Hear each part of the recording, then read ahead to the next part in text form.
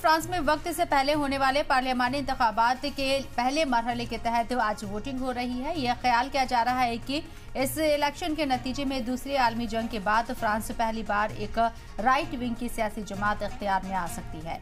Election का ऐलान France के मौजूदा सदर इमैनुअल मैक्रों ने तब किया जब उन्हें यूरोपीय पार्लियामान के हालिया इलेक्शन में शिकस्त हुई है। यूरोपीय मियारी वक्त के मुताबिक आज सुबह 6 बजे फ्रांस में वोटिंग का आगाज हुआ और छोटे शहरों में ये वोटिंग का अमल शाम 4 बजे जबकि बड़े शहरों में 6 बजे खत्म होगा। इंतखाबात का दूसरा और फैसलाकुन मरहला एक हफ्ते के बाद होगा। इससे पहले ये अंदाजा लगाना मुश्किल है कि फ्रांस की 577 सीट पर मुश्तमिल कौमी असेंबली में कौन सी सियासी जमात कितनी सीटें ले पाएगी। Parce que quand bien même on habite à l'étranger, on reste citoyenne française, ça ne nous détache pas de là où on vient.